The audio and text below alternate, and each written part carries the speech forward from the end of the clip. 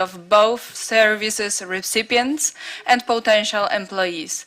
At the same time, COVID pandemic has made us all realize Europe cannot afford not having a well-functioning public sector and its workforce, meaning nurses, doctors, care workers, public officers, teachers, meaning clerks that help us with social benefits.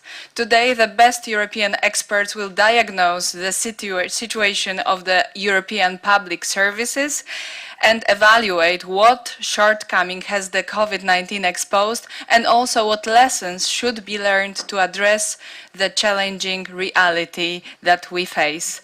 So let me start with a keynote speech with introducing Barbara Kaufmann, the Director for Employment and Social Governance at the European Commission. Director Kaufmann, what COVID-19 has revealed about the shape of Europe's public service and how the European pillar of social rights can translate into resilient and well-performing public service.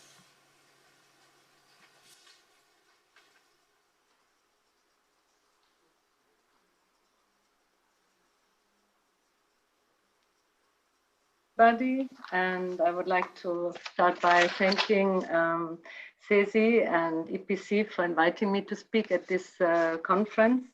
I'm particularly pleased to do that, considering that the crisis has once again demonstrated how important public institutions and their staff are for ensuring social Europe and the key role they have played throughout this period and still are playing.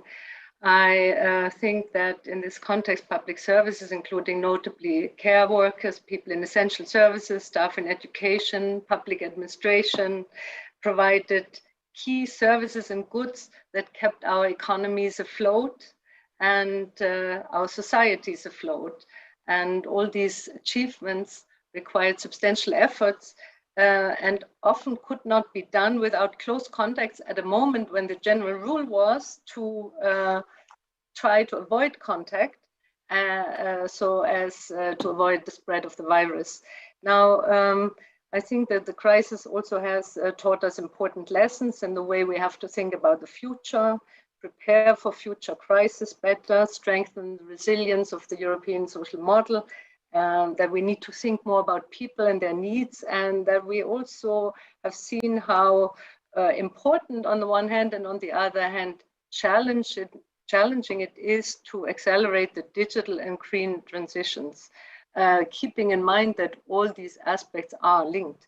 In my intervention today, I will first talk about the recent socio-economic context, then look at the challenges for the future, and of course, especially with the eye to public services, and also then talk about some policy initiatives and funding at the EU level, including, of course, the pillar of social rights that was already mentioned.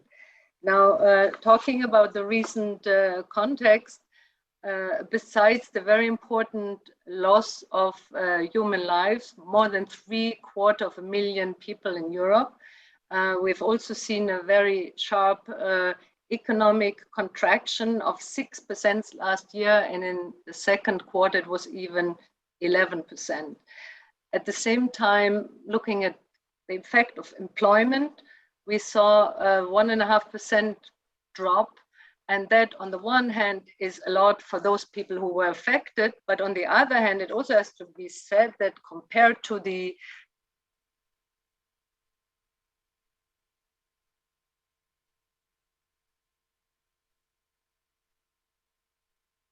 facing some internet troubles. Director Kaufmann.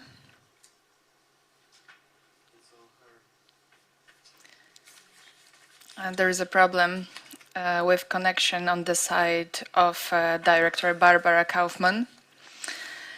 Then I think we will move to the roundtable of the experts. And when only Barbara manages to come back to us, we'll give back the floor to her. So Maybe let me welcome great experts who will now recount the experiences of public sector personnel during the pandemic.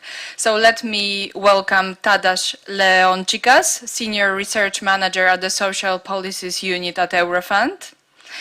Otto Eichsperger, President of the CESI's Expert Commission Public Administrations, Valeria Ronzitti, Secretary General at SGI Europe, and Heather Roy, a board member at Social Services Europe. But let me start with Tadeusz Leoncikas from Eurofund. So I would like to ask you, what are the personal social services and how have they been impacted by COVID-19? Thank you, and thanks to organizers for inviting us here.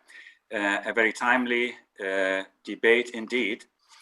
Barbara just spoke and listed a number of services that were so crucial for all of us as a society to get through this long pandemic, starting with care workers, nurses that first of all assisted people whose health was affected, but then other care services, looking after children in school, providing clerical services, all the range of white-collar jobs were indeed important.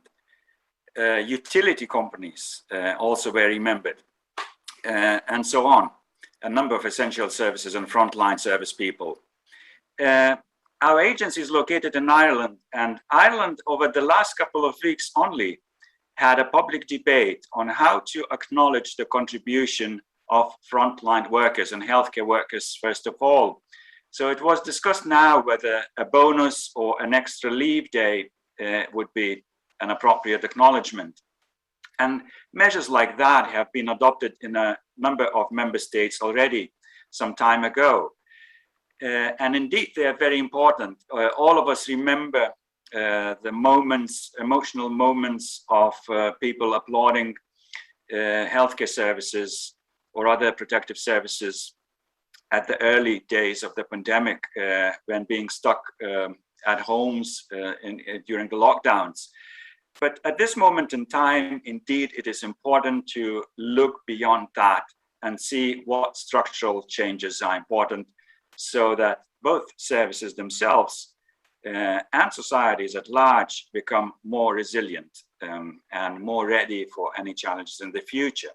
And to do that, it is important to understand how the services sit in the broader context of economy and compared to other areas of economic activity and what trends are there. So I would like to invite maybe to take a look of reflection just to remind ourselves how that shapes. I'll try to show a couple of graphs for that purpose and let me know if they come up. I'm getting a message that I cannot start screen sharing while other participants are sharing. So I wonder if there's a solution or not. Anyhow, you have my slides, Carolina and the organizers. If you can try putting them up, would be great. I'll tell in the meanwhile what I wanted to share as a message. So what we know is that everybody had to comply with social distancing requirements. And social distancing, unfortunately called so because it's about physical distancing, first of all, had a different impact on people and their work, dependent on what type of work they did. So we have a couple of dimensions here to acknowledge. First, where the job is such that you are required to have an intensive close contact with other people, or not so much. In other words, is it teleworkable? Can the work be done remotely or not? And we find that indeed, most of the social services of general interest require close contact with other people. So that is in relation to risks of contagion, risk of infection, not being able to contribute to social distancing. In other words, high contact and low teleworkability is the characteristic of very large proportion of employment in EU as such, according to the Commission calculations, it goes almost to a half, 45%. And in that, services such as health, personal care, personal services, refuse collection, other essential services are a big part of that segment of employment.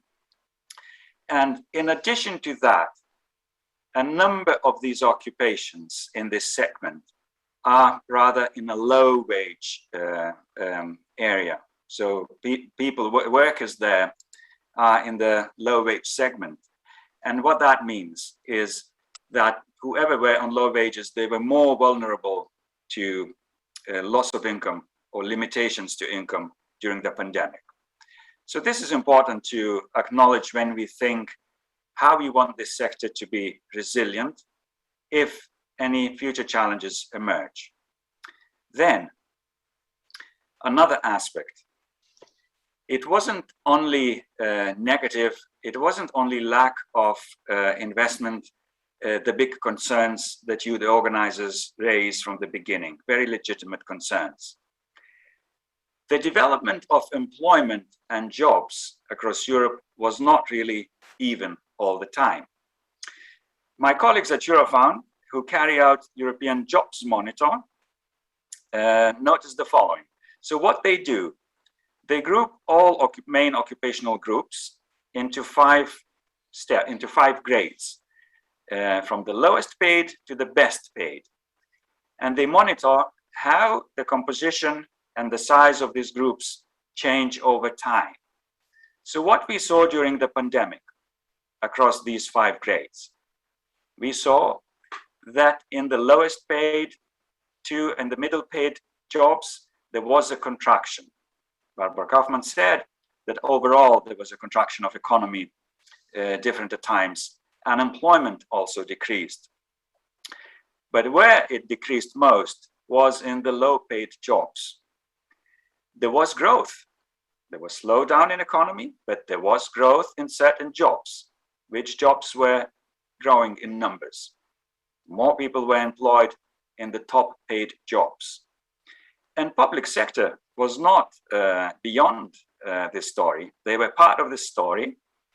Part of the job growth in well-paid segments was actually in the public sector. First of all, in public administration, followed by education.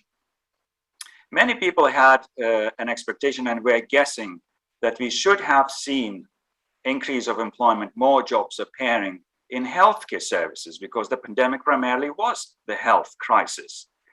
And there was only modest growth in that sector. And we all know, and we should remember when we try to draw lessons for the future, that in the healthcare sector, many countries tried different measures, such as redeployment. They were calling for the retired doctors and nurses to come back. They were trying to mobilize volunteers. And we had to reflect how much impact that made and whether other measures were possible. Now, Carolina, in preparation, you asked also to draw attention to... Yes, I am sorry, because we're trying to manage with the presentation, but what you are saying is very illustrative, so I think we can continue while just listening to you. So I would like to ask you the second question.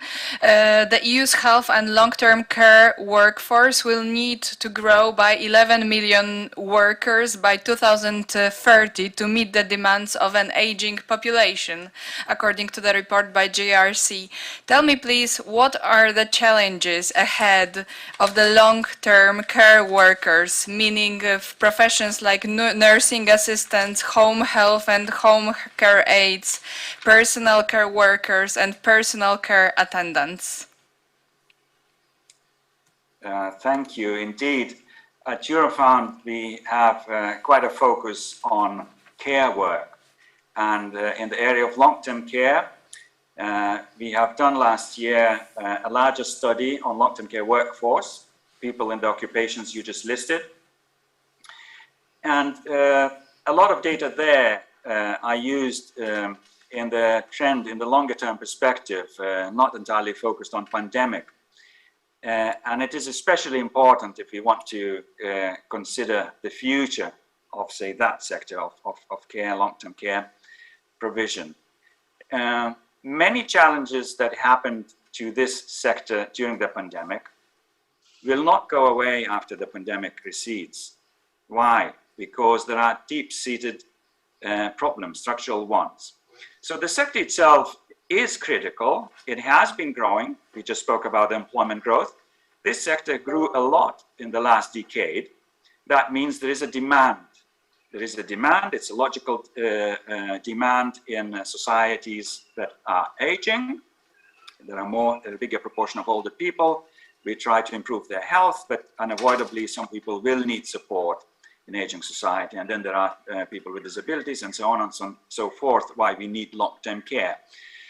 So regardless of the fact that this sector grew quite considerably in Europe, there are continuing shortages in almost all member states. There's not enough people coming to do the jobs here. And you may ask why. And here are the questions, the challenges for public services. When we speak about public services, I want to add a quick note. We at Eurofound invite not to over-focus on public sector only, but to acknowledge that there are services for the public. We want our society to be served properly, and the arrangements can be different across member states. But that's just a side note.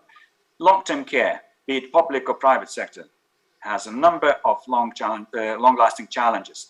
People are suffering a big impact on their health.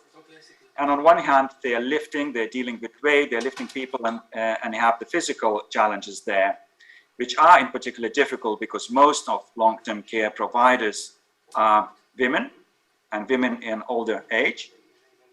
But there is also a high level of adverse social behavior that impacts mental well-being, mental health challenges, which is a thing to accept in certain jobs, but it is much easier to deal when there is appropriate support, training provided, and it's not necessarily always in place. You may want to start, but I'll finish with saying the pay dimension. Wages is not the only dimension, but here it is especially painful. We have calculated that it is by 21% below the average wages across the countries in EU. So acknowledging that makes it clear that long-term care and possibly other sectors we will hear in today's conference will need rethink, a degree of reorganization in medium to long-term future. Where that reorganization could happen, maybe I can share some consideration for concluding my intervention. During the pandemic, a lot of hopes were in digitalization, and we still have that hype going on that digitalization is critical, and rightly so. But it has been in the social services of general interest, in long-term care, but also social work, youth work, where certain experiences emerged pointing to limitations of improving technical infrastructure only. Working with certain groups of young people who are digital nomads, we tend to think. Social workers noticed that there was a saturation where those people no longer wanted to be online and be reached and be in contact. And that wasn't good for any side. People with disabilities. In some cases, there were spectacular examples of digitally savvy people who were fully prepared to take on living and working, being employed in the remote work. However, infrastructure, social workers, employment services were not always apt to that and were behind. So I just wanted to highlight a couple of those examples that when thinking into the future, we need a lot of digitalization, but not only. We need a good degree of social innovation too. Thank you very much. Thank you very much. So social innovation, investment, infrastructure, digitization, and also the salaries concerned. Thank you very much. And I would like to return the voice to Barbara Kaufmann from the European Commission that was just starting to diagnose what COVID-19 has done to our economies and our workforce. Barbara, are you back with us? I still cannot hear you. I'm Yes, back with you. I do hear you now.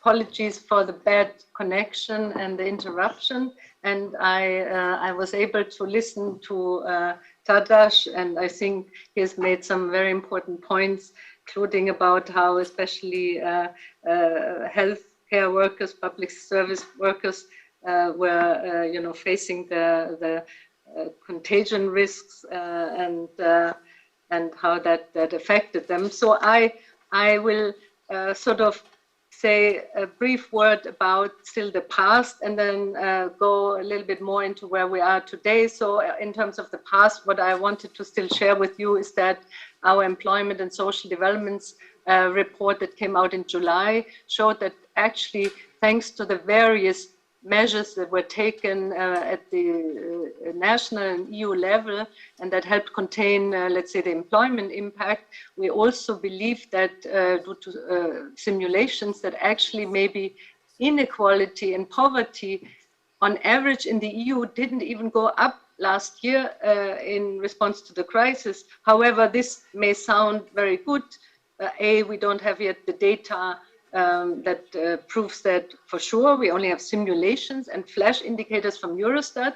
And B, obviously not all countries and all population groups were, concerned the same way. So for some, there was an increase in poverty. Now, looking a little bit where we are today, we have to say that we see clearly some positive signs. Our economies are coming back also as a consequence to the at least, now 70% vaccination that of adults that has taken place. We see that actually the forecast of the Commission of summer shows that we are likely to have close to 5% growth this year and another 4.5% next year. We expect that 19 member states have regained their GDP by the end of this year. And also labor market conditions are improving so that the unemployment rate has come down to 6.8%. That is 0.5 percentage point above the pre-crisis level. And then we also see, of course, that there are certain risks. We see the risk that some companies are, of course, in a financial distress, and households too. We see that there are scarring effects of the population, especially those groups, including young people with migrant background, that were most affected by the crisis. Also, women were mentioned just now. We also see a trend that we saw before and is coming back. There's labor shortages, because I think in the public sector, you also have a huge challenge that is re-emerging in terms of skills and labor shortages. And so we see on the one hand a slack in the labor market still, and on the other hand, we already see some shortages, which is also a reflection of the demographic change, of the digital and green transitions that are ahead, and will also require all our attention, and including the investment. And in this context, the pillar of social rights actually plays a very important role, because it provides us some clear indications where we have to go in terms of getting to a more socially resilient and climate neutral, digitized Europe, and especially social Europe, which is actually something that, according to recent Eurobarometer, 9 out of 10 people in Europe expect. We want a more social Europe. And here it is clear that also public services have to play a key role And in terms of some of the challenges that I just mentioned, of course, the demographic change, if I look at the public sector, it's clear that we will see, on the one hand, an increased demand for services in the care sector, for instance. We see an increased demand for lifelong learning facilities, and we will also probably face higher costs. And at the same time, we can also see that even in the care services, people are aging. And in fact, here, this will be, as I just mentioned, the labor and skills shortage will definitely also be a huge challenge in this area. And it will also require investment, both in infrastructure and in people. We can then see actually that currently, if I understand correctly, the 54 people that are 54 or older already represent 1/4 of the care workers, and this is going to be increasing according to the EPC background study. Now, an additional issue will then be, of course, working conditions, especially in the context of shrinking labor force and labor shortages. And I think that is something that touches upon working hours, adequate wages, contractual security and training possibility, and is something that we really need to look very closely in the context of quality working conditions in this sector. Now, of course, digitization was already mentioned as a key issue. I just faced the problems of digitization, and I think here we also know that on the one hand, digitization can bring wonderful efficiencies, such as even, I understand that if we would go to a more a digital tax declaration, we could have savings of 50 billion in the EU, and at the same time, it will also bring advantages to citizens. And we know very well that it will bring important challenges in terms of adequate investment in infrastructure and also training of people. So I will just mention one more area where it's clear that we will have challenges, and that's the public employment services. If we need to bring more people into the labor force, including those that are disadvantaged, we also have to invest in a more modern, effective, targeted public employment service, also in line with the EASE recommendation of the Commission that supports job-to-job transitions, including in the new green and digital sectors. And if you look at all these elements, it's clear that there are important investments needed. And that was already mentioned, that maybe in the past, let's say, there was not enough understanding for that. But I think here the crisis also provided some wake-up call, and the Recovery and Resilience Facility that provides 675 billion for Europe in the next years is a key step in the right direction to provide investment. Of course, other structural funds, ESF plus, InvestEU, and so on, are all additional instruments in this context. But just looking for a moment at these RRPs, we know that 37% are at least for green, 20% for digital purposes, and we are really happy to have identified in the NRPs that have already been presented some 30% of employment and social investments in these RRP plans that will have to be rolled out in the coming years. And here both support for reforms are key, and of course also resilient building. What we can see there is, for instance, active labor market policies and reform of public employment services are a key element, improving access to inclusive quality education and training, national health and social protection, expansion of access to services. These are all key elements that are now financed through the recovery and resilience plans. I have to say, member states were encouraged to involve social partners in preparing these plans. In a recent meeting that I had with social partners, I understood that the satisfaction is not 100%. In other words, there's some feeling that member states should have consulted social partners more.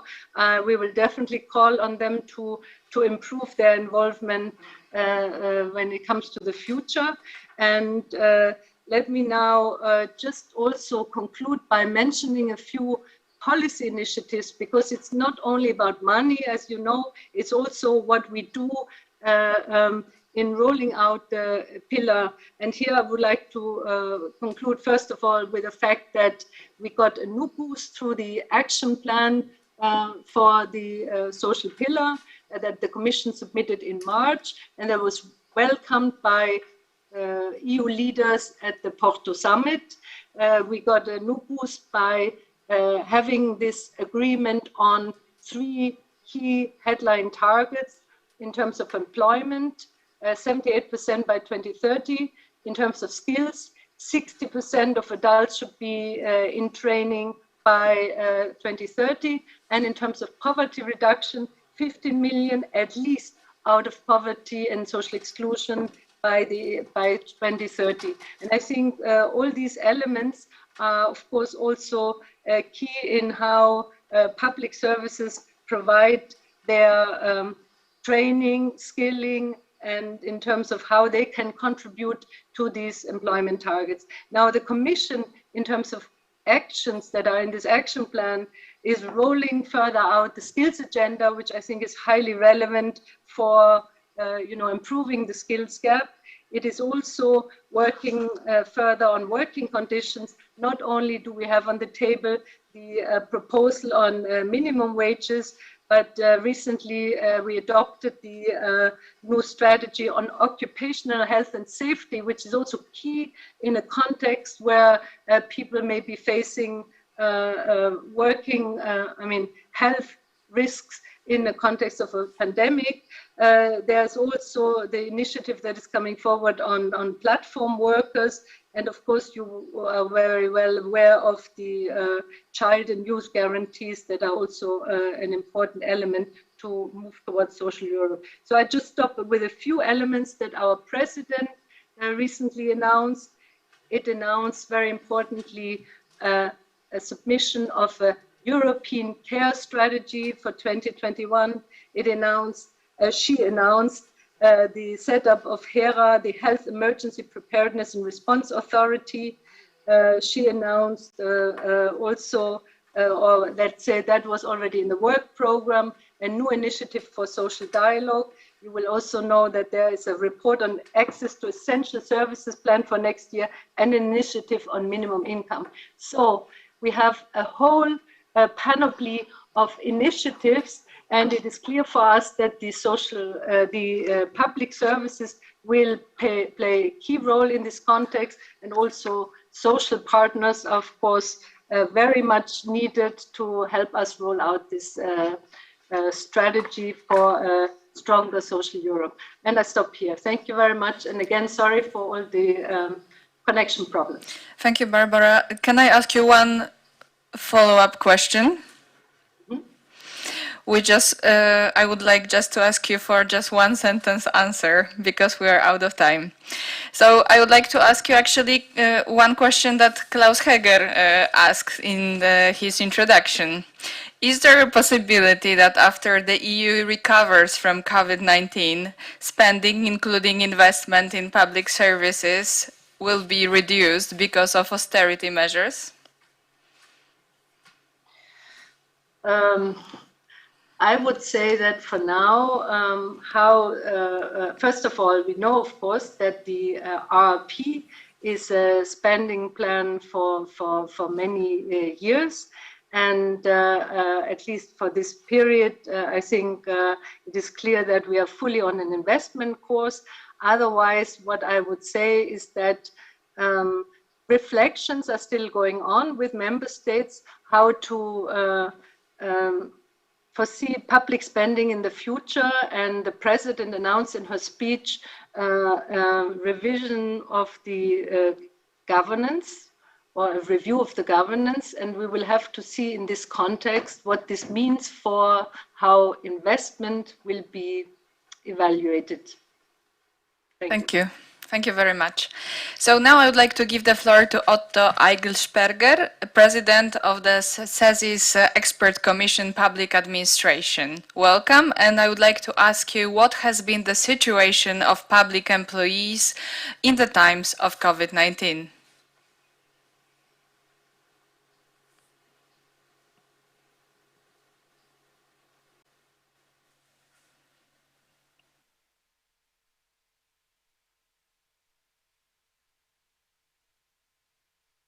Don't hear you. Ja, schönen guten Morgen. Danke für die Einladung. Und Carolina hat sich gezeigt, dass sie eine gute und strenge Moderatorin ist. Sie hat mich ersucht, mich kurz zu fassen, und ich habe vor, mich daran zu halten. Ja, also ich hätte nicht im Traum daran gedacht, dass dieses singuläre Ereignis unsere Gesellschaft und unser gesamtes Leben innerhalb kürzester Zeit auf den Kopf stellen wird. Und natürlich sind auch die Organisationen des öffentlichen Dienstes umfassend beeinflusst. Ich selbst komme aus dem Finanzministerium, und die Erfahrungen, über die ich berichten kann, sind von nationalen und internationalen Kolleginnen und Kollegen. Und zu Beginn der Pandemie sind die Gesundheitsdienste und die Sicherheitsorgane ganz stark im Fokus der Öffentlichkeit gestanden. Und mit Fortdauer der Pandemie hat sich gezeigt, dass alle Bereiche des öffentlichen Dienstes gefordert sind. Also beispielsweise das Schulwesen ist heute schon gesagt worden, die Steuereinhebung, das Gerichtswesen, die gesamte Daseinsvorsorge, aber auch die Administration der System, but also the administration of legislation. There were lots of new laws that were decided on national and international level in a very short time as well. That needs to be administrated, the legislation itself, and then the new laws need to be implemented. So that is also a task of the public service. In some areas, working from home was a very good possibility to get the work done. That is possible in classical office jobs, but it is not possible in many other jobs, like the police, for example, the nurses and carers. There's some things that need to be done on site and in direct contact. Then you have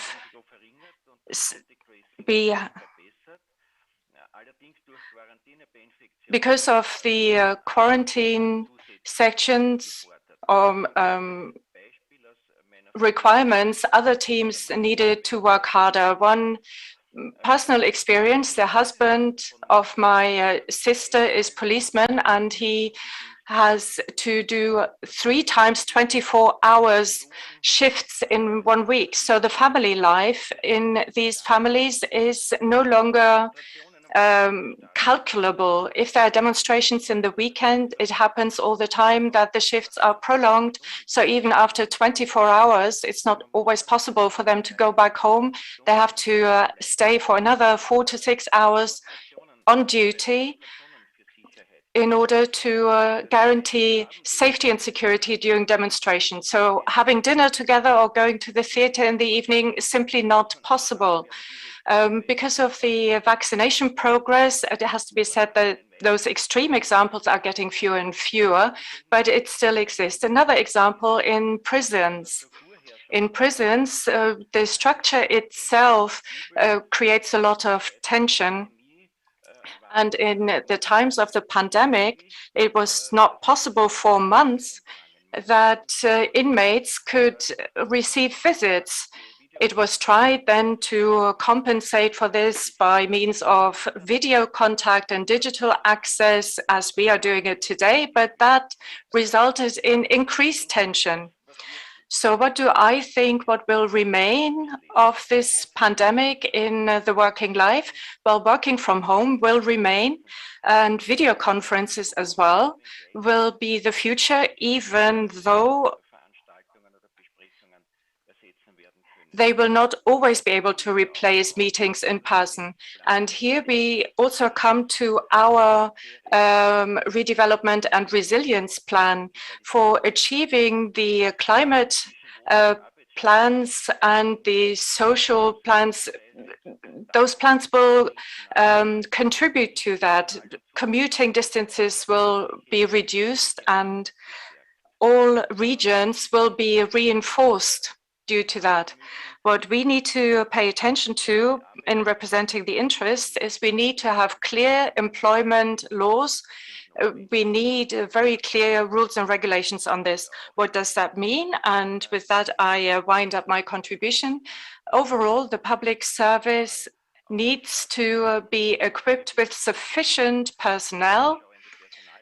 So clear plans need to be made for longer term and not too much saving in terms of the public purse. And those employees in the public service need to be appropriately trained and compensated.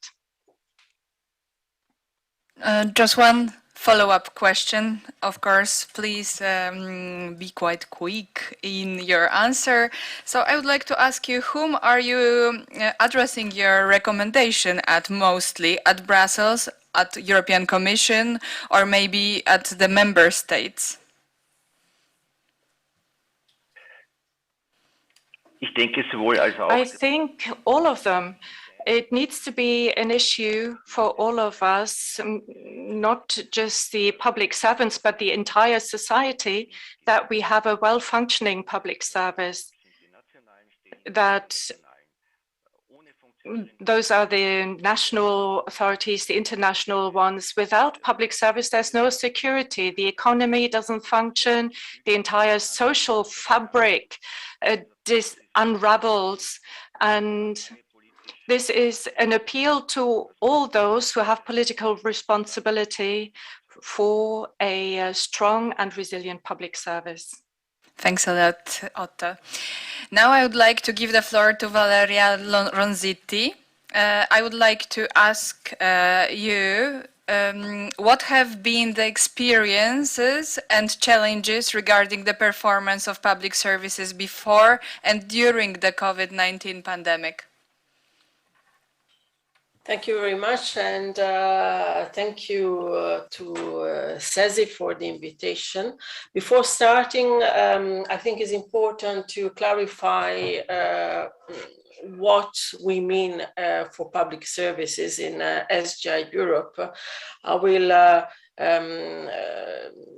take inspiration from Tadeusz, from what Tadeusz said. There are services who are there to serve the citizens, the people, but also companies and private business, because they are the fabric for EU prosperity.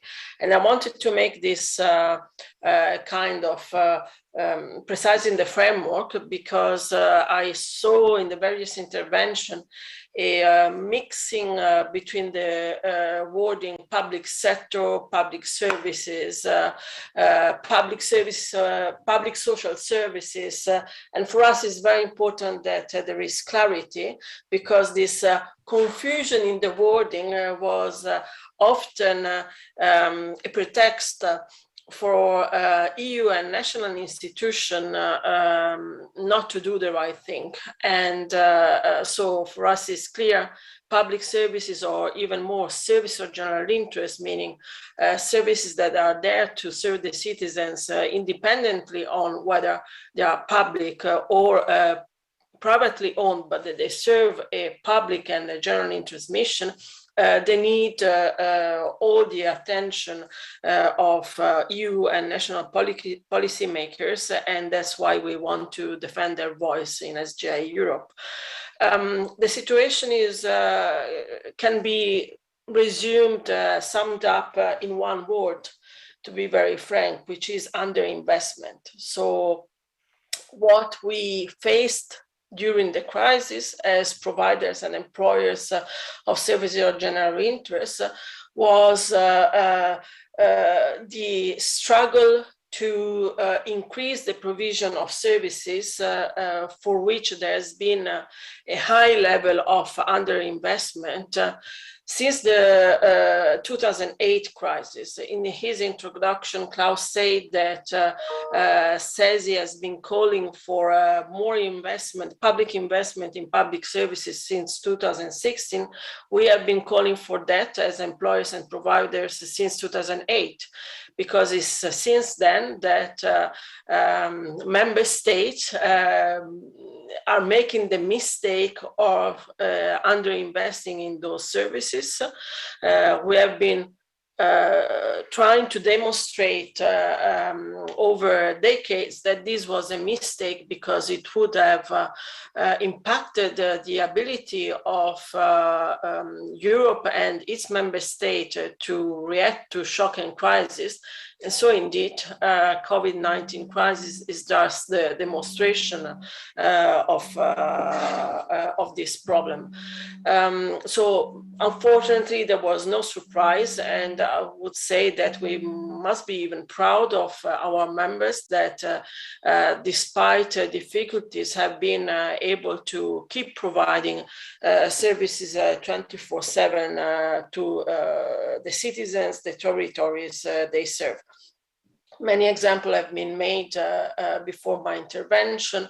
Healthcare, of course, is in the mind of everybody, everyone, as the sector that was put under strain in the first place. But it's not only about healthcare, it's not only about education and social services, also about the core utilities, what we call physical infrastructure, being the provision of energy, water, and the big effort that public transport, also in the midst of the pandemic, made to reorganize in order to be able to, allow those workers that could not work remotely to still commute and go to their jobs. For instance, I have a very practical example from the city of Nantes, where the public sector, public buses, all the public transport was put totally at the service at the healthcare workers, with specific buses and trams only for them, free of charge, to bring them to work back and back home. So we also self-organize with some innovation. We made proof of being able also for innovative solution. But what is needed now is that there is a real political will, both at the national and European level, to change paradigm, so that the quick fix measures that have been found, both at the European and national level, will be transformed in long-lasting measures for the future. And here, I don't know if you want me to expand, I can give you a couple of examples. Many of my colleagues in the private sector had to make heavy use of the temporary state aid framework of SURE, for instance. Our members were not in this high demand. The main aim of our members was to make sure that both the Next Generation EU, the national recovery plans, will be used for this new paradigm that can only happen if we go for substantial reforms.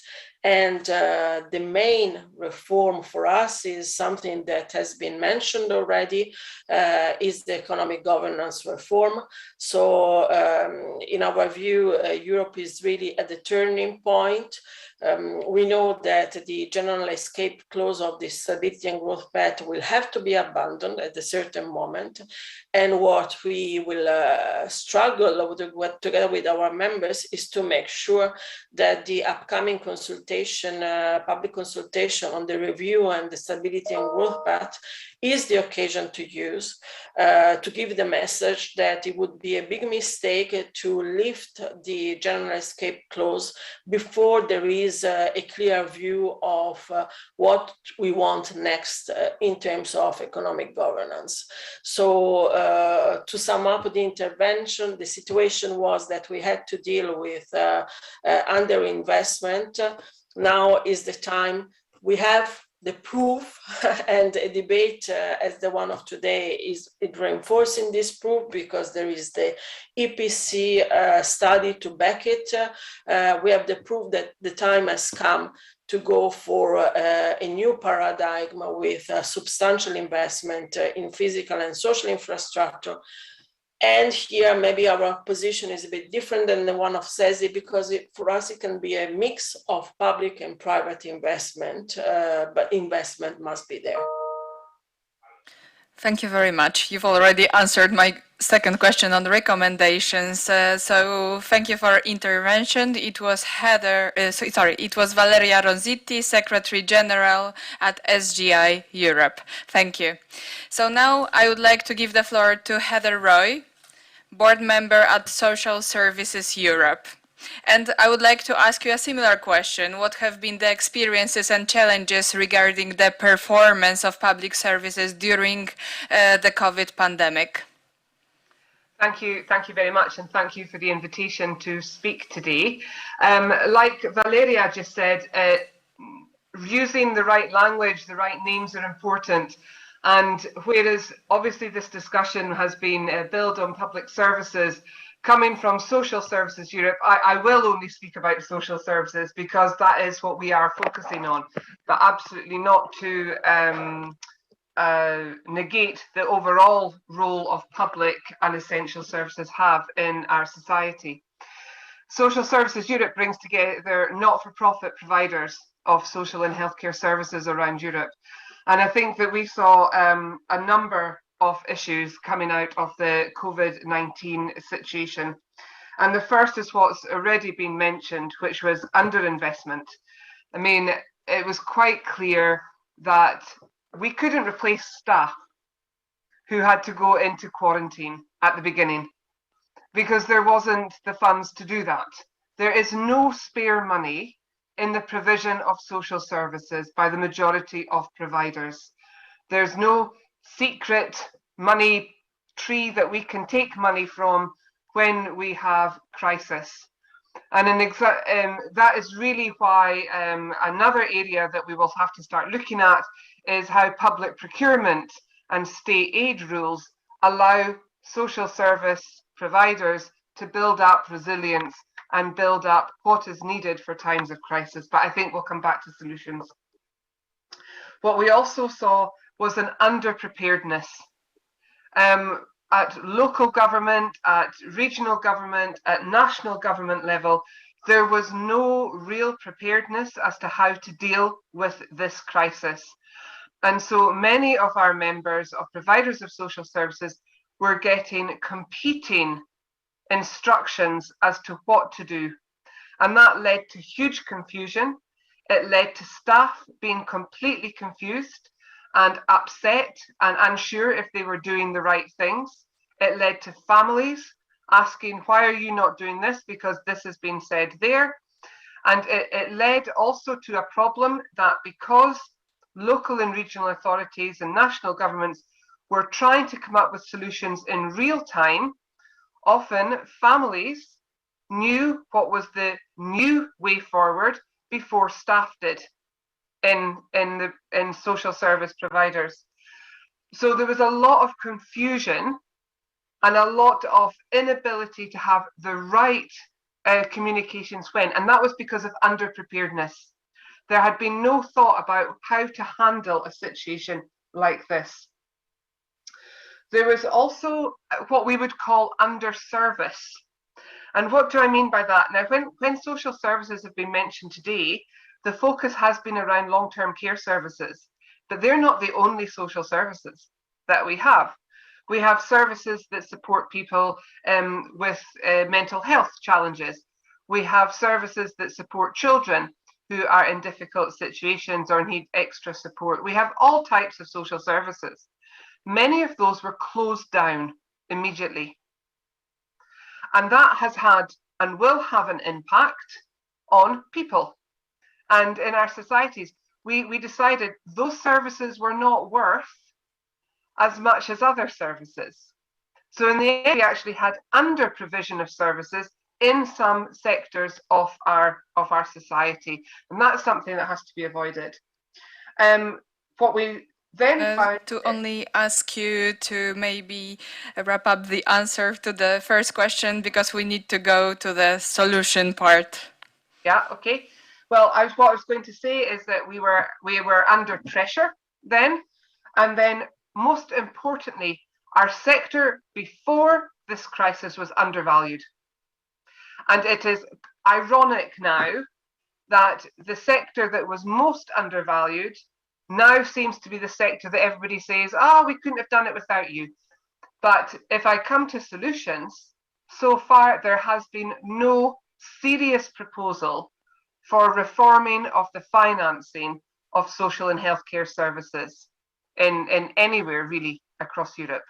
Yes, we need to look at economic governance, and my background organisation, Digitisation, has been very happy to work with CESI at looking at increased social investment.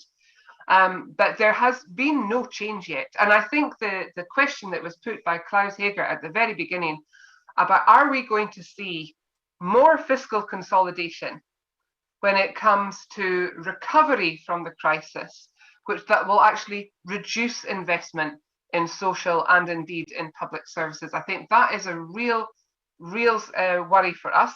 We have not yet seen anything that shows us that valuing of the sector is more than nice words.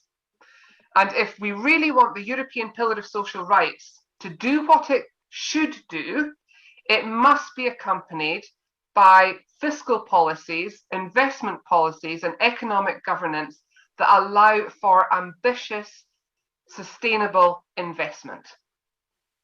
Thank you very much. Very concrete recommendations, easy to understand, so I think they will be followed. So thank you very much to all our experts, and it's time to end this first part of our conference and to invite you all for a short break of 7 minutes. So let's meet again at 11:21. See you.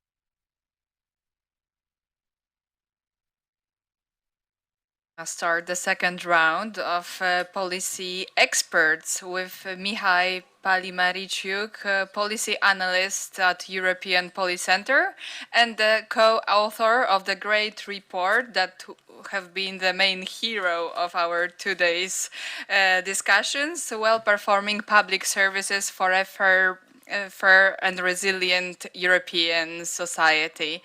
Mihai, you wrote this comprehensive study on how to build a resilient European society with well-performing public services. How the insights and recommendations we've heard so far reflect your findings? Thank you for the introduction. So far I heard and I made mental notes from all of the presentations. I'm just gonna recall something that Tadar said, that of course we need more investment, but we also need social innovation. And this is something that we also found, especially when we're talking with digitalization, because there's been a lot of talk on the positive effects and how digitalization can revolutionize and streamline everything. But at the same time, we see, for example, in public administration before the COVID crisis, that digitalization has been a huge boost. It has increased a lot. However, some other performance areas, such as transparency and accountability, unfortunately, have declined.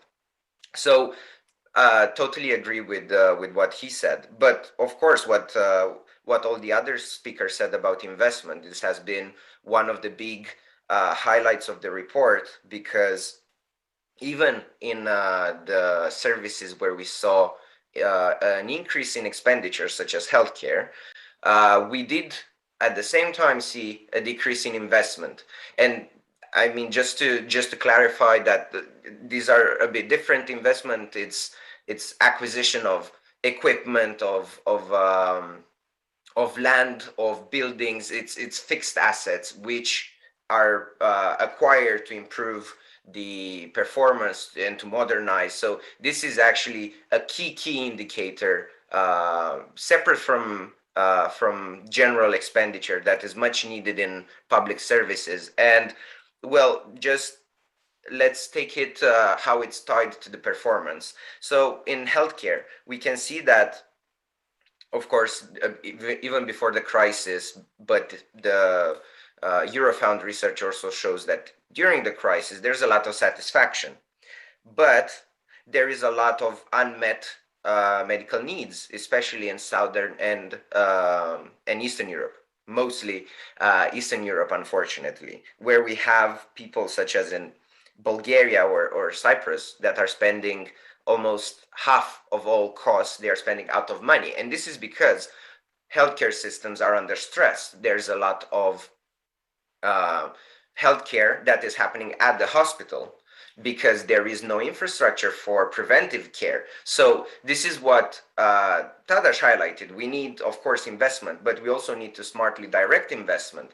And in the case of healthcare, of course, we need to equip the hospitals that are under immense stress. And well, unfortunately, in some of Eastern European countries, the COVID pandemic showed how unprepared hospitals are. And in my home country, in Romania, it has led to tragedies.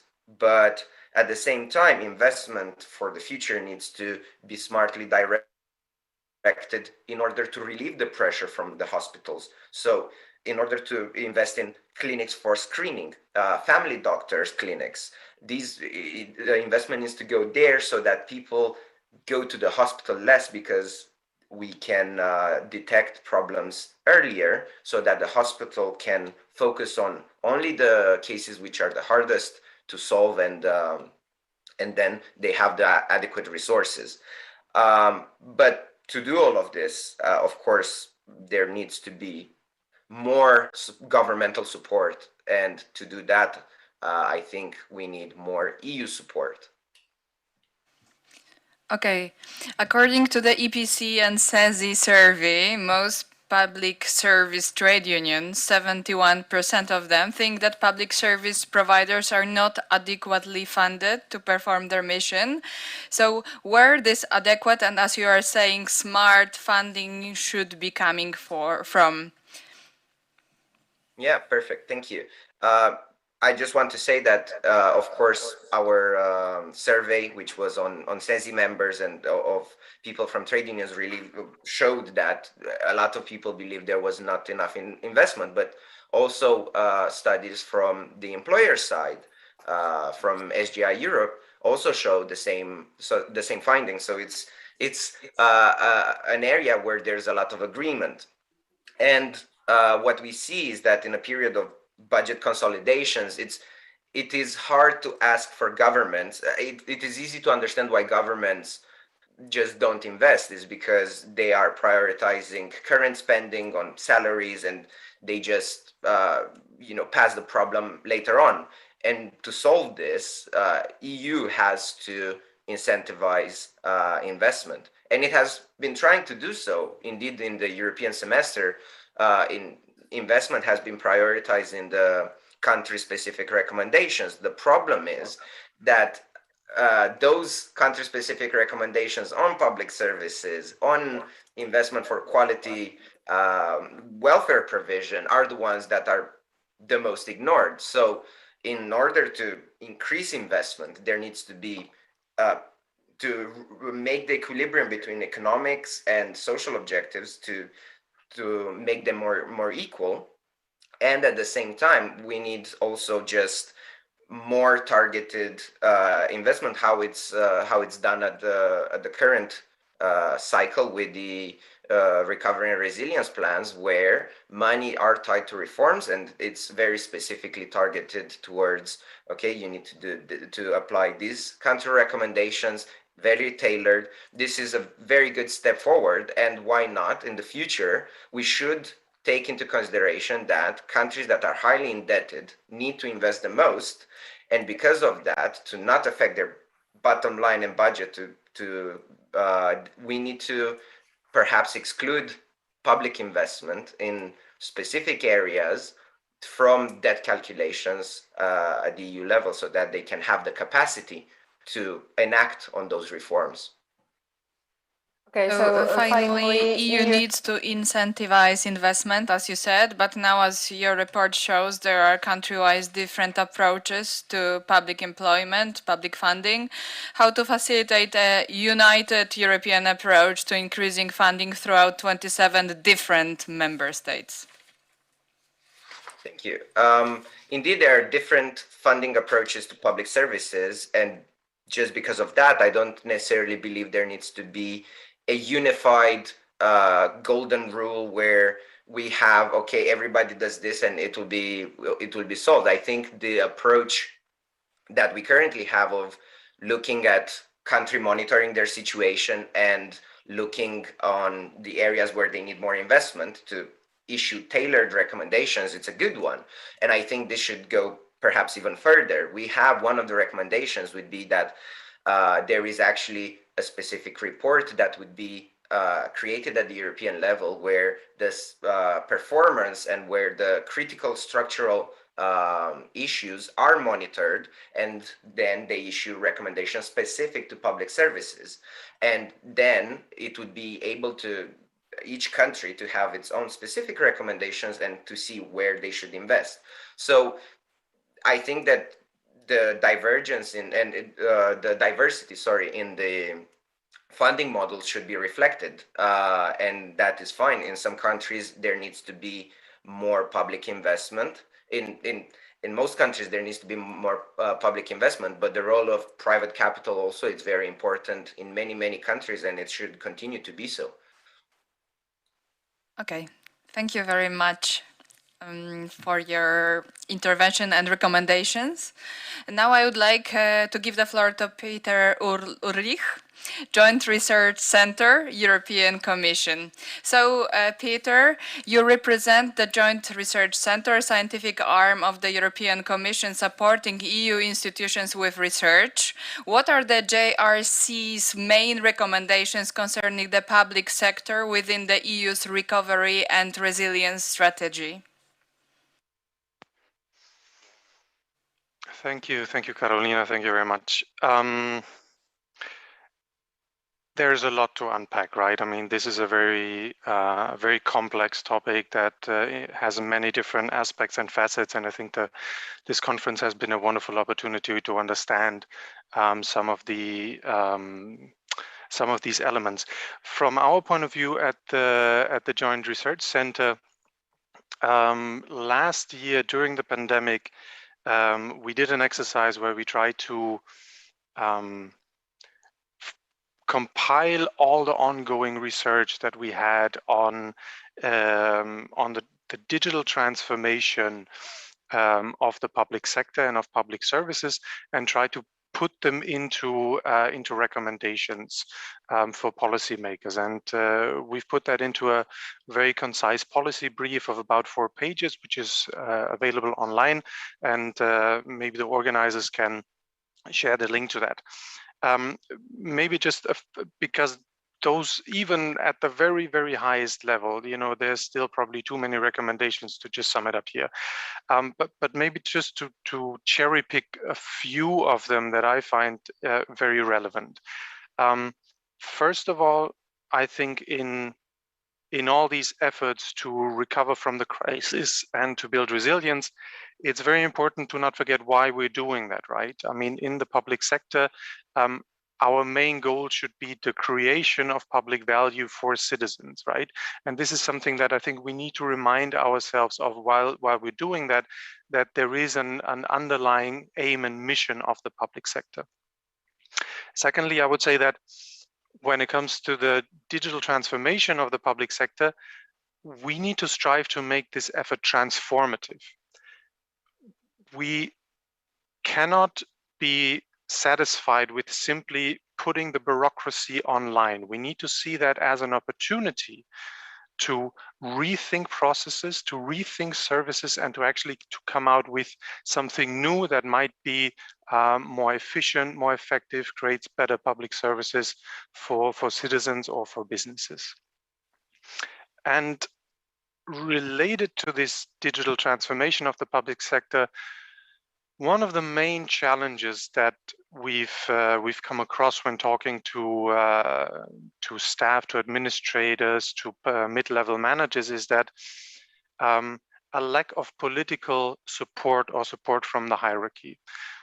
I think you cannot undertake this massive transformation that we're looking at of many different organizations in many different contexts if you don't have the backing from the top. And that means for elected officials that they might not always understand what's going on, right? They might not always have the detailed knowledge of what needs to be done, but in order to make this successful, we recommend that they do get involved and they do stick their neck out and they do back up the efforts of their staff in their respective organizations. Another one is, and I think this has come out in this conference over and over again, is that we need to invest in people, right? We cannot digitally transform the public sector without the right skills, and that means looking at our hiring policies and making sure that we can get the right talent into the public sector that can help us with that, but also a lot has to do with training the workforce that we have in the public sector to make sure that they are actually ready. Next to the political support, this is one of the major challenges that we keep encountering over and over again. And it's not an easy task, but it's absolutely essential. And maybe the last one, talking from a European perspective, is don't always try and reinvent the wheel. There are many experiences out there across Europe There's many technical solutions that are out there and that are already ready. So we really want to encourage public sector organizations and public service providers to interact across borders or at national level, to share knowledge and to share those experiences. And I think this this conference is a wonderful opportunity to do so.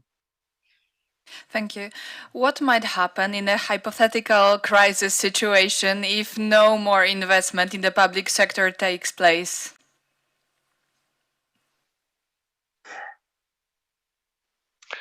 So the question of finance is something that, when we look at our research, money is always there. There has to be money. It's never, at least in our results, it's never the most important enabling factor, but it's always a necessary factor, right? Without the right funding, you cannot do that. You have to invest in, as I said already, in people. You have to invest in infrastructure. You have to invest in technical solutions. So hypothetically speaking, this would be absolutely a disaster. Luckily, we're not in a hypothetical scenario, but we live in a situation where, for example, through the Recovery and Resilience Facility, billions of euros will be spent in the coming years in the modernization of the public sector with digital technologies. The important question here is then, so if we're spending all that money, and I would like to remind us all that this is borrowed money, we have to get it right? We need to make sure that all these billions of euros that we're spending right now actually have an impact and actually get us where we want to be, because otherwise, we're going to sit on a whole mountain of debt, and we have to deal with it with the same capacities that we have right now. And the last question, we need a common plan for a digital Europe which clearly defined goals for 2030, such as for connectivity, skills and digital public services. How to bridge the gaps between the countries with various digital infrastructures or competences or approach to public spending? And just a short, concise answer, please. That's a very complex question. So I don't think I'm in a position to answer that comprehensively, but I would like to maybe point to two elements. First is the potential of emerging technologies such as artificial intelligence that I think can, for those that know how to use them and have the courage to use them and using them in the right way, I think this can be really a leapfrogging element that can maybe really contribute with a very big step to improving a situation. And the second is that when you look at the digital transformation of the public sector, it's not always and fully linked to, let's say, other development levels of a country, right? If you look at the different indicator sets that are out there, the e-government benchmark or the DESI index of the Commission, you have countries that are economically very strong, but that are lagging behind in the digital transformation of the public sector. Whereas on the other hand, you have countries that have maybe in other sectors are not that strong and advanced, but are performing relatively well here. But the bottom line, I think, is that in the long run, having a well-run, efficient and effective public sector that uses digital technologies in the right way will also be a great contribution to boosting economic development and contributing to the overall development of a country. Thank you very much. Okay, so it's time to start our Q&A session. And I would like to start with a question for Tadas. According to the Eurofound survey, living, working and COVID-19, access to healthcare is a challenge for many Europeans. Over 20% of respondents were unable to access a medical examination or treatment during the pandemic. What are your recommendations to address this challenge? And please, could you all provide your answers in around 1 minute? Okay. Maybe a couple of quick observations rather than a very straight answer. We need to wait until we get reliable statistical data from all member states that come from sources measuring unmet healthcare need, from official statistics, to be certain about trends. We know there was a challenge during the pandemic. What we want to prevent is long-term effects. We want to see that public services function as we want them after crisis is over. We know, I'm not pessimistic about unmet healthcare need. We know about big advances in telemedicine, and they largely have been positive. So I think it will reduce. Some areas where we can see delayed effects are related to serious diseases. Lack of testing may have had effects on cancer, other diseases that needed immediate treatment. So this is where there are risks that we need to continue monitoring. I don't have a straight answer for you what effects we may have right now. But in doing this survey, we learned important lessons we can share later, not necessarily now, on how to ask and how to measure unmet medical need in a slightly better designed way than in the instrument we all rely in the EU silk. So maybe I'll stop here. But at Eurofound, we continue monitoring now, we continue focusing on a few service areas. And I want to use an opportunity and invite people who work in those areas to be in touch with us and share their experiences. So we will be producing a report that writes about mental health support services, social work, and particularly work with youth, and supported employment. So if anyone in this audience are working in those areas, I invite to be in touch. That would be the added value of this conference, that we not only speak right now, but also maintain contact afterwards. Thank you. Thank you very much. And yes, indeed. So I have a question from the Q&A to Heather Roy. Could partial privatization of public services be a solution to some of the challenges they face, such as underinvestment and the lack of preparedness? Thank you.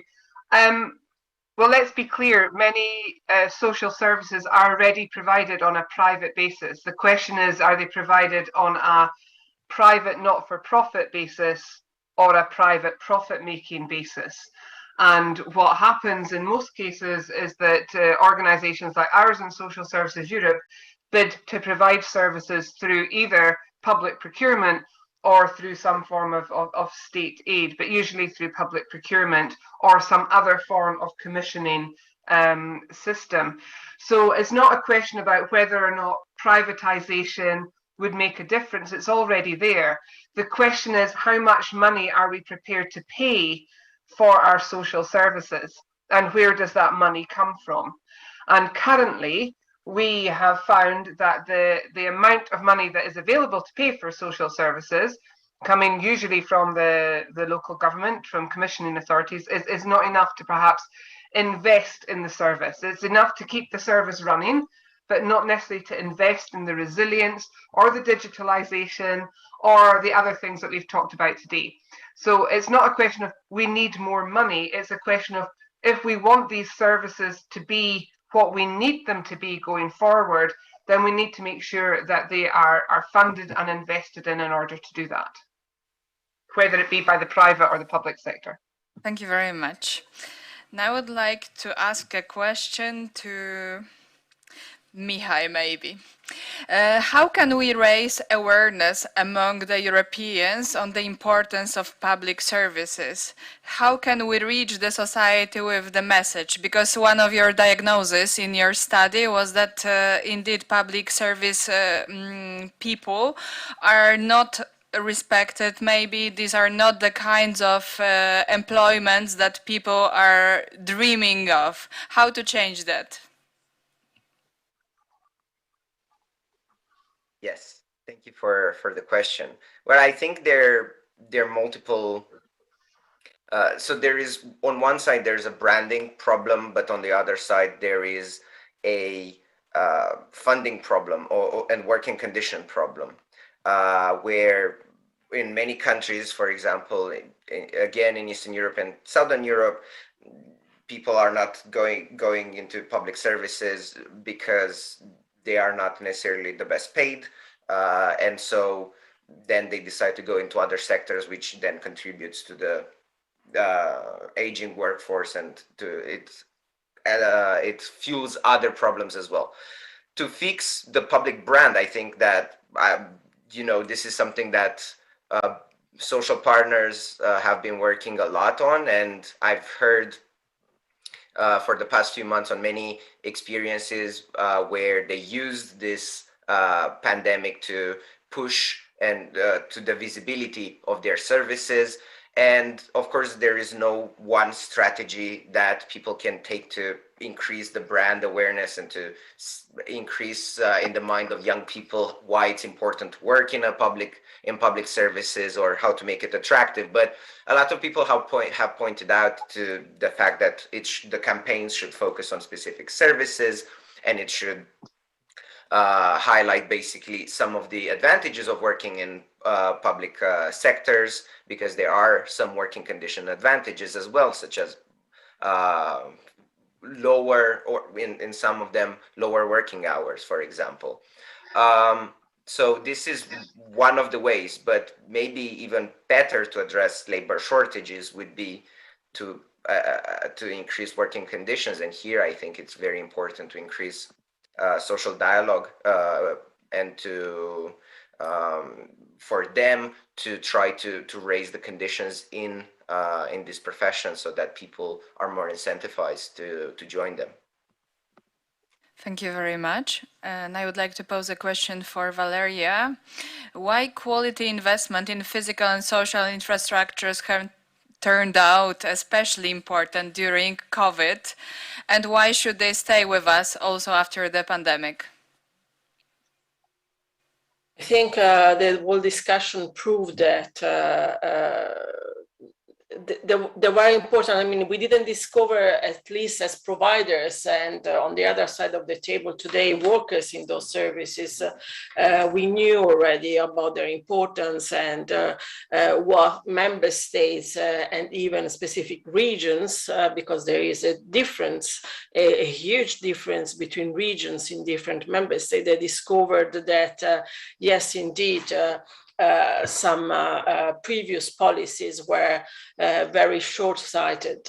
So I think that the whole discussion proved why we have to keep up this investment high after the COVID pandemic, to overcome the consequences of the pandemics, because some of the consequences will also be to increase divergences between member states and regions. So it's going to be also crucial for the territorial and social cohesion. But if you allow me, apart from answering to this specific question, I would also like to be a bit more vocal on what I wrote in the chat. It's very important that policymakers, but also, I mean, the citizens understand that public services are not there crying for money. I mean, it's not something that, we want the investment just for the sake of it. Part of this changing of the paradigm is really changing the mindset of citizens and business towards what public services are today, what services of general interest are today. And that's why I completely subscribe what others say about, I mean, we don't really care about whether it's through public, private or public, through public procurement, concession, or in-house provision. This is not the point. And it's already a step forward, because we have to be also, be self-critical sometimes. This public or private discussion has been for many years hampering the progress of public services and services of general interest as also employers. And this has triggered also the problem of attractiveness in our services that, yes, indeed, we face still in many of our sectors. So there is also a share of self-criticism, but I think that we are well beyond this analysis. We are fit for purpose, and we are perfectly aware that this is the chance not to miss, that the RRF is the chance not to miss. We have to get it right, and that we are at the center of it. We have to get it right also for that. So I'm confident that we will make it, and we will make it together as employers and trade unions. Thank you very much. Now I would like to question to Peter, a little bit similar to one that I asked to Mihai. Now it's about trust. Many countries, especially from the eastern part of the EU, have a major issue. They usually don't trust clerks or civil servants in more general approach. What can the EU do to make people trust public service workforce?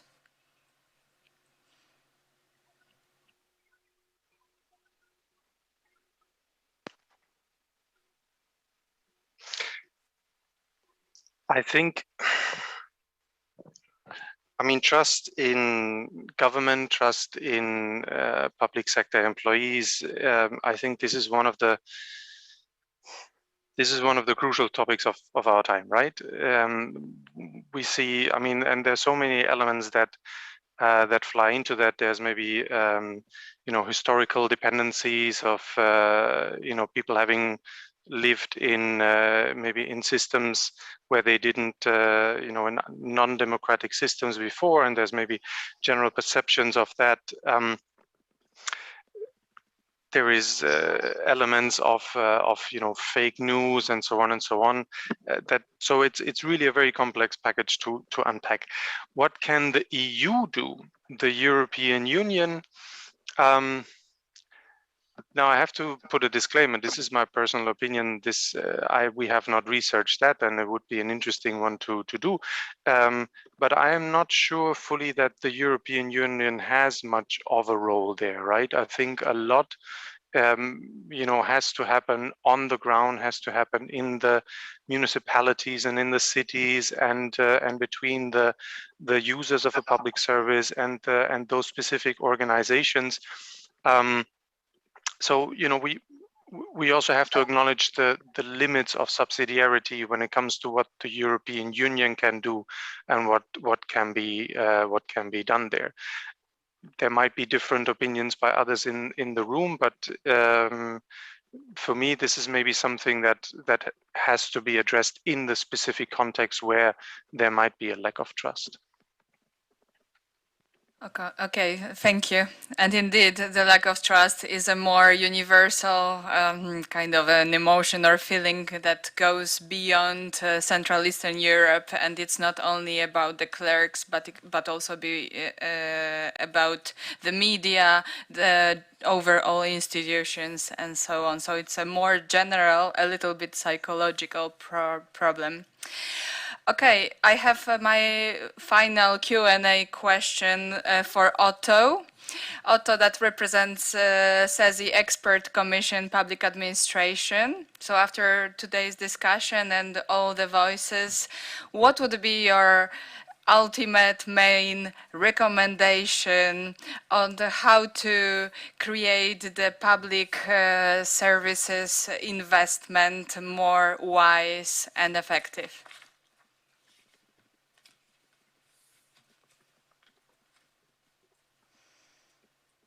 Ich denke, in erster Linie ist es die Schärfung des Bewusstseins in der Öffentlichkeit, dass man die Leistungen des öffentlichen Dienstes, that the services of the public service are valued in the first place and appreciated. That would already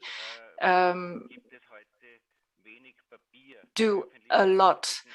At the moment, we have very little paperwork. People in the public service are working on tablets, on electronic media. So the paper trails that we had 100 years ago don't exist anymore. And the way we sit around in this group here, where we have a more or less harmonious view of the public services, I think that needs to be communicated more strongly, not only amongst ourselves, but every single one of us. It behooves us in order to correct the view of the public, of people working in the social services, and then we would also automatically gain more support from politicians for our Okay, thank you very much. I think that still before giving the voice to Dragos for the first round of final remarks, I will still ask the final question of the Q&A session to Heather. Sorry for having one more than the others. So why more investment in social and healthcare services is important, and why should they stay with us after COVID? Well, I think it's because we've seen how essential they are. And also, we always have this thing that social services are needed by other people, but every one of us will need social services at some point during our lives, maybe more than once. So if we want to talk about having an economy of well-being, if we want to talk about having better distribution of our shared wealth in our society, all the things that we've heard today, social services are part of that. If you want to have a society that operates well, that has a strong economy or productivity or all the other things that we say, we've got to start by having a good social system that enables people to be what they can be and enables them to be part of society. In a way that it's a false question, in that without social services, without social protection, without a good idea of what that whole ecosystem for social services is, we will not succeed elsewhere in our societies. Thank you very much. I would like still to ask Mihai, because he has an important addition to my question concerning social trust towards public service workforce. How to mend the problem also on the EU level? Thank you. Just behind the curtains in our chat, as what usually experts, when they find each other, we started a small debate. And there were some very relevant points made, for example, by Valeria regarding the rule of law. But what I want to perhaps just stress is that there are reasons for the lack of public trust. So Peter mentioned some of them, the legacy of totalitarian systems, but it's also researchers have found quite a strong correlation, and the causality is very hard to pinpoint, but there's a strong correlation between the trust and performance, right? So in many of the Nordic states, reforms are easy to implement because people trust their public services, and so they roll with it. It's easy to improve performance, so it's a virtuous cycle. On the other side, in Eastern Europe and in Southern Europe, it's the opposite. It's a vicious cycle where lack of trust makes improving performance harder, which in turn makes the public trust, public services, public institutions even less. But I think that the way to improve trust is by starting with the performance. You first need to make the public services good in spite, it's like pushing a boulder up a hill, despite the lack of trust. And this can be done, the EU has a role to play by incentivizing investment, by monitoring and issuing recommendations through the European semester cycle. And I think this is where we need to focus. Thank you very much, Mihai. Now I would like to give the floor to Dragos Pislaru, member of the European Parliament from Renew Europe, economist, and also the former Romanian Minister of Labour, Family, Social Protection and the Elderly. I would like to ask you, what in your view is required if you want well-performing public services? Thank you so much, and hello everyone. I'm really glad to be able to listen and discuss with you today. Quite honored to have this opportunity to share some of the conclusions related to, what's the way forward for public services in the field of social. I am attending right now this event from Strasbourg, and we are here in a plenary session. And it's interesting that we are right now 1 year distance since the same plenary session adopted the Recovery and Resilience Facility. That is the largest instrument, financial instrument created by the European Union.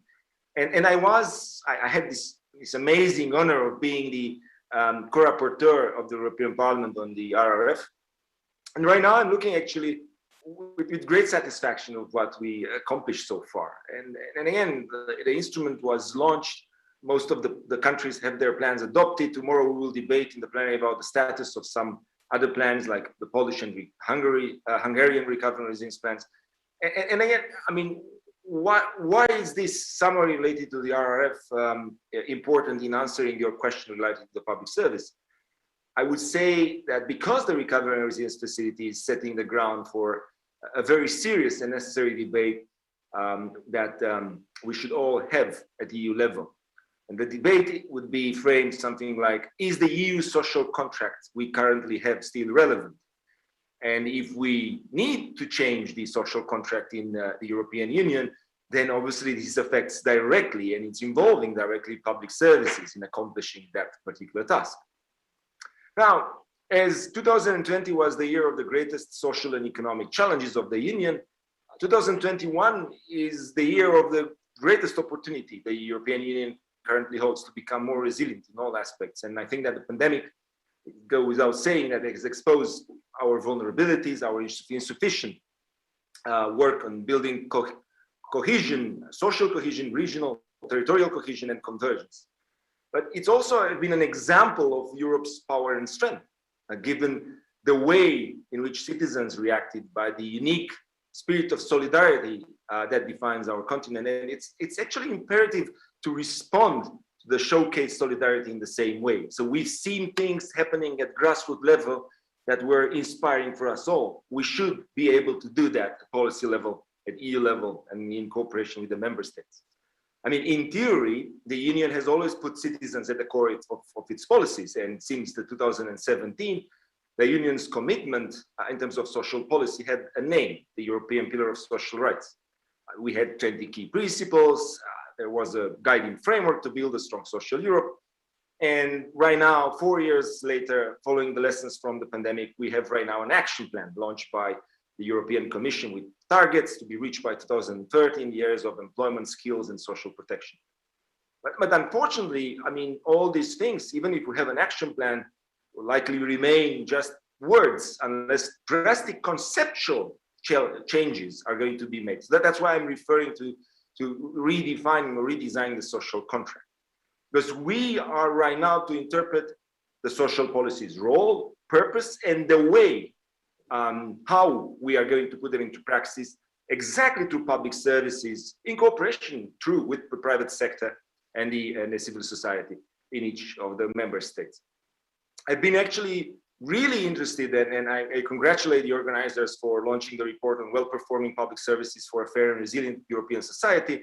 And I would say that your findings, further stimulated obviously by today's discussion, are in line with my conclusions that I will share with you, very briefly. So if it is about redefining a social contract, and if it's about achieving a fair and resilient European society, then what are, the major points that we need to address?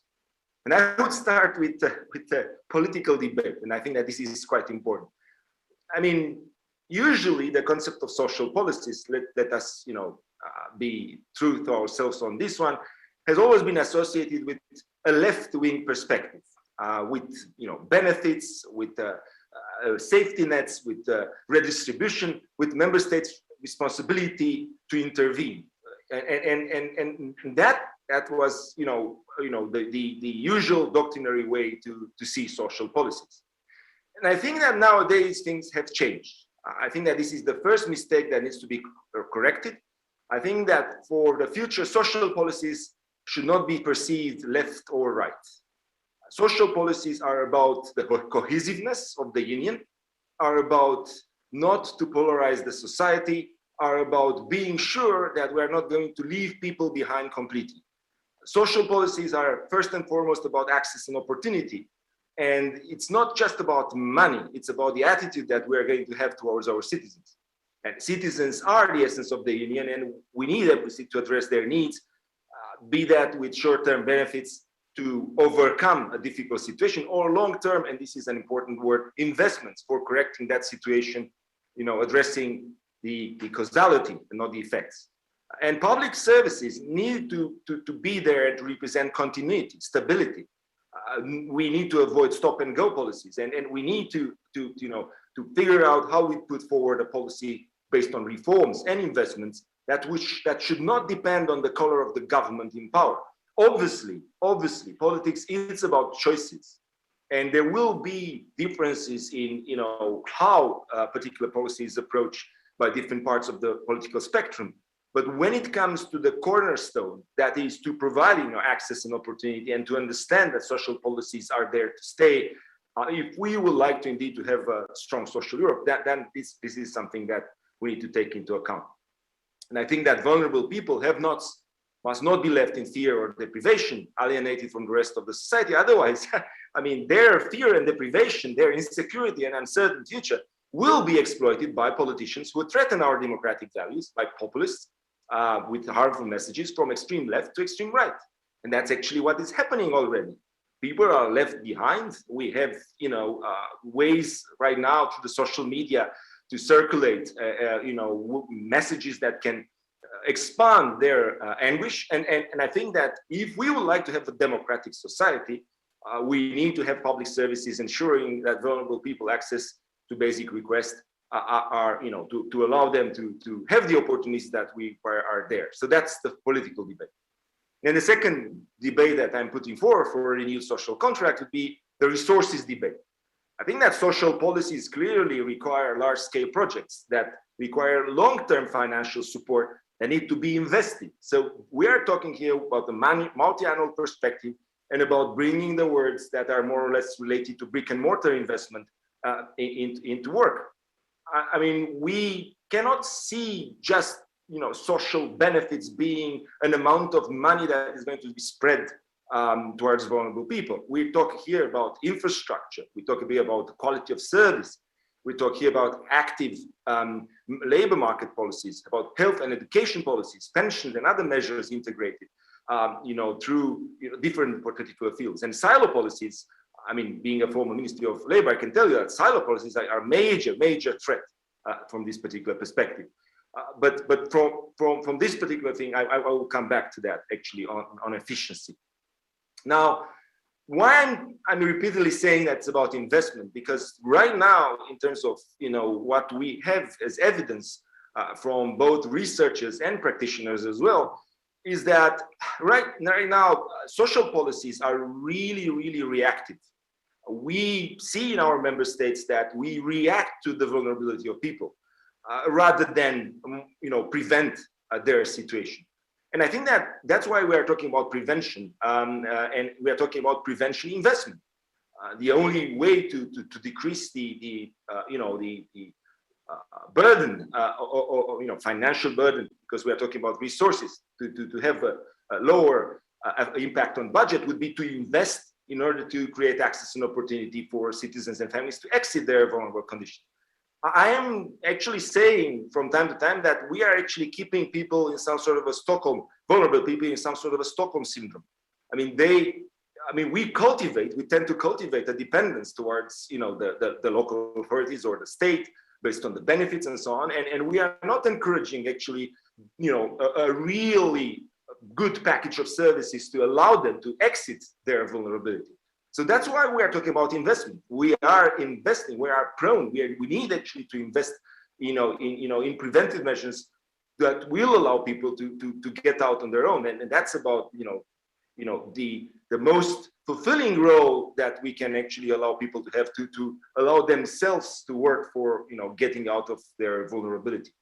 Obviously, this needs to be seen in a bigger package, because not everyone has the possibility to exit the short term on the short term vulnerability, but still, I mean, this has a lot of potential in terms of integrating people on the labor market, decreasing unemployment rate, generating new sources of income, and consequently more tax contribution to the economy. So this is a virtuous circle.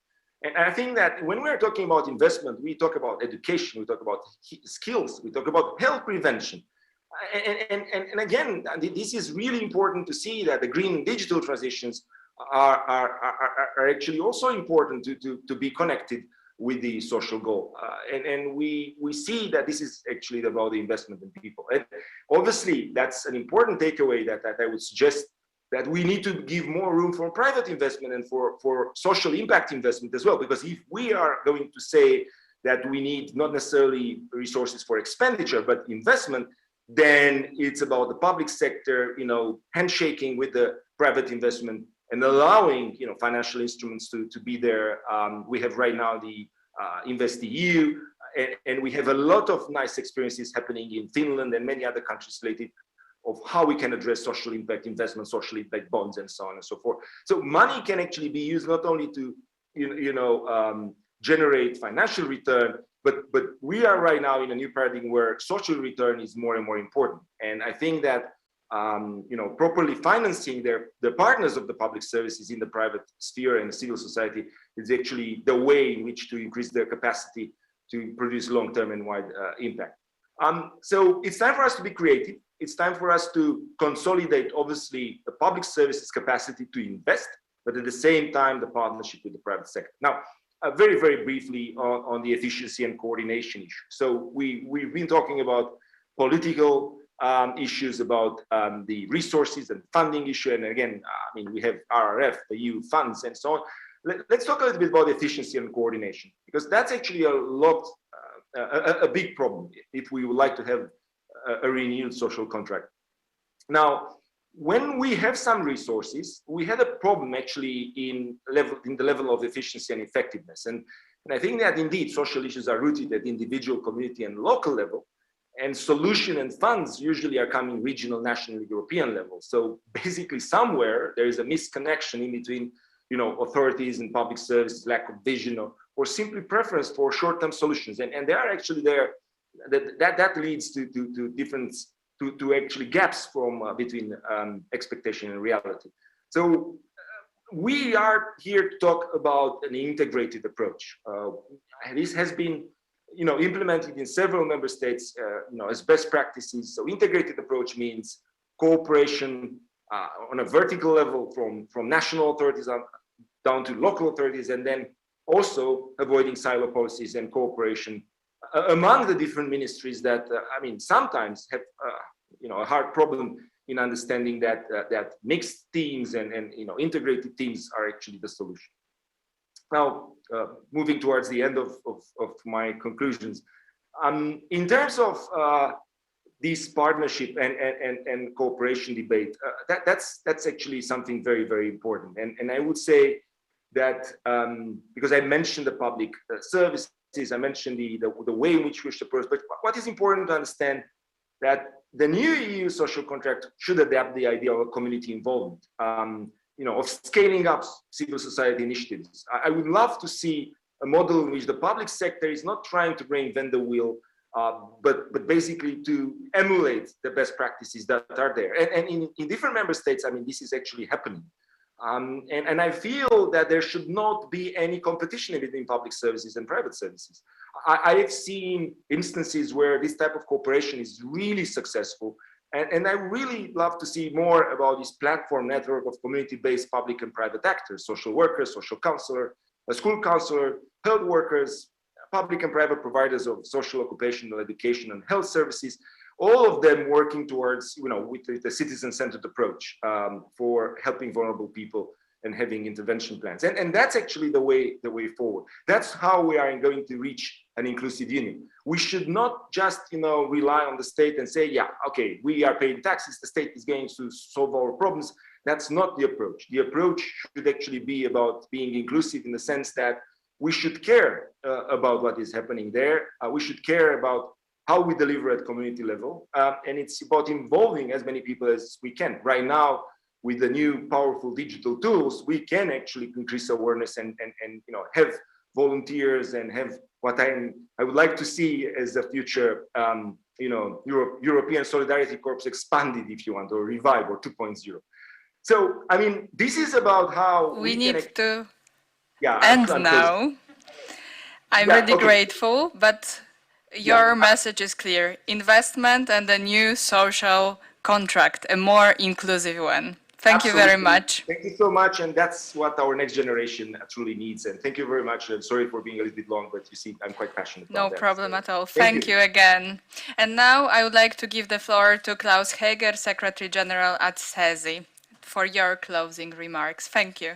Yes, thank you very much. I mean, I much appreciated also what Mr. Pislao said. I mean, we have to realize Mr. Pislao is from Renew Europe, also from the Liberal group. And I think what you have said, Mr. Pislao, I don't see you anymore on the screen, but I hope you're still listening to me. It is, for me, a very clear way forward, which you have been indicating. And this is why, of course, from CESI side, and I guess from the EPC side also, Fabian will make the final conclusions afterwards. We think we're on the right track here. I would like to very briefly summarize what I have taken from this meeting. First of all, that the COVID-19 crisis has exposed structural weaknesses in the sectors. And I refer also to what Otto said. He said first it was the police and the healthcare sector, and then by the end of the day, it was concerning all public sector. And I would refer also to what Heather said, that there were, generally speaking, there was a general referring to a specific sector under preparedness. So we have, I think, a strong case to claim that EU member states and European institutions must set a strong public service agenda to prepare for the future. I will very quickly remind you of the findings of the EPC report.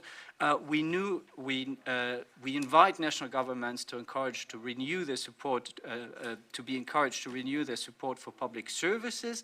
EU member states must aim to improve the resilience and service quality of public services. And I would really refer also to what Mr. Pislao said and to what is written also in EPC findings.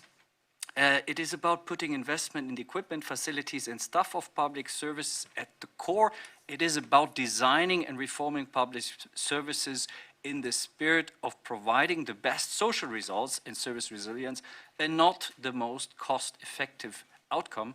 I think that was also what Dragos referred to as social return. What I found very, very exciting and important is, of course, the issue of attracting new and young talents to face also, let's say, the capacity of public services to respond to crisis, but also to deliver on a daily basis, meaning we are faced with labor shortages. We have to recruit young talents. How do you do that? And I was very happy also to hear Tadeusz saying, was it Mr. Peter Ulrich also, that there's a certain pay dimension in that, and it is about working conditions, investment in human capital and in the workforce. With these findings at hand, I would try to be very brief. Where do we go from there? I think we have several sources, which have been several paths which we can follow. First of all, the European Pillar of Social Rights. I think Mrs.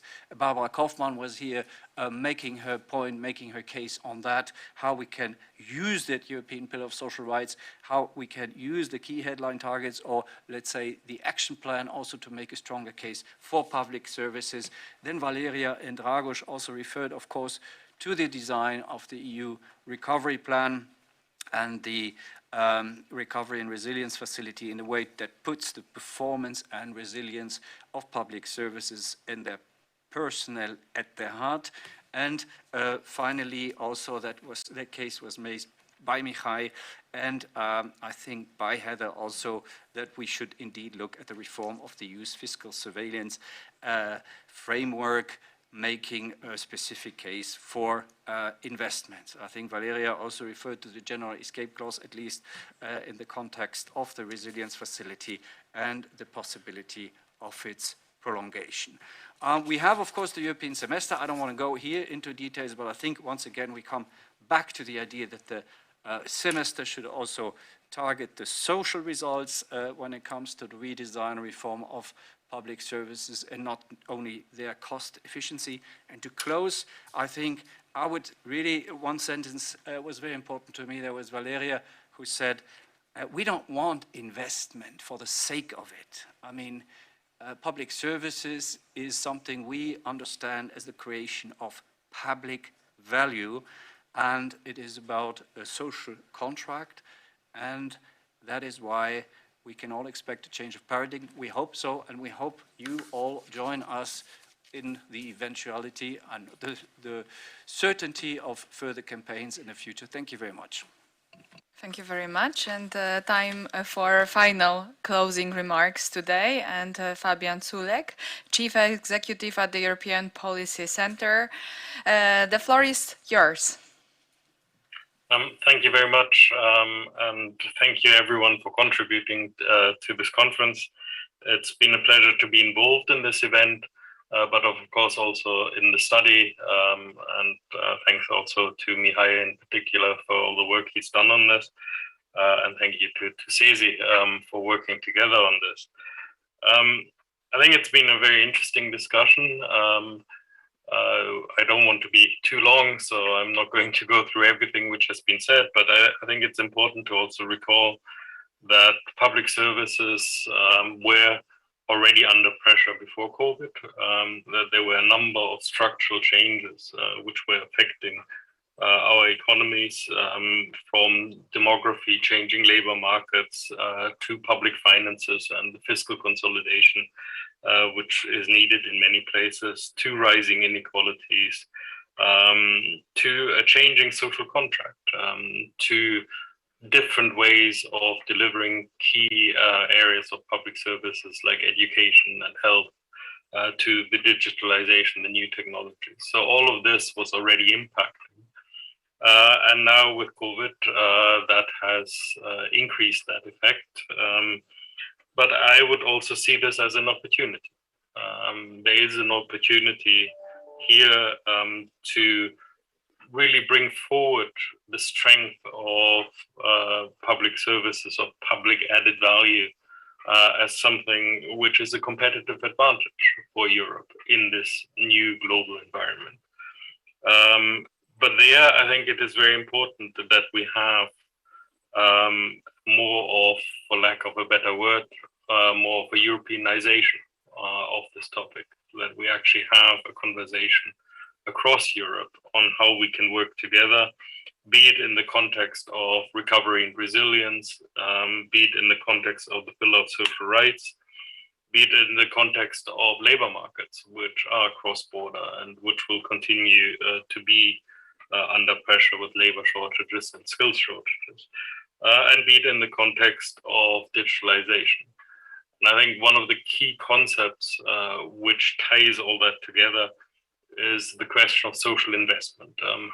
Can we actually turn the mindset into a discussion where we see this not as expenditure, but that we see it as an investment, which will advance not only the social objectives, but many of the other objectives which are there at the European level, be it digital, be it green, or be it in terms of economic growth.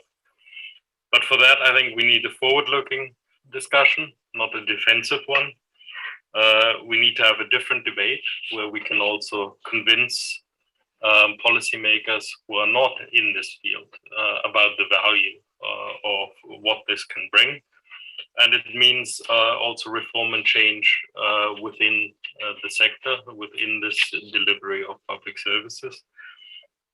And we have to accept more that there is a cross-border logic. And very often in many countries, there's still an instinctive reflex to try to protect national domestic services. In my view, we are not going to solve some of these issues unless we work together at the European level.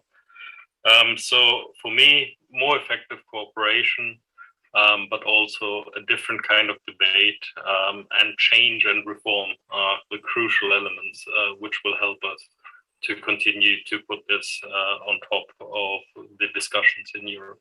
Thank you. Thank you very much.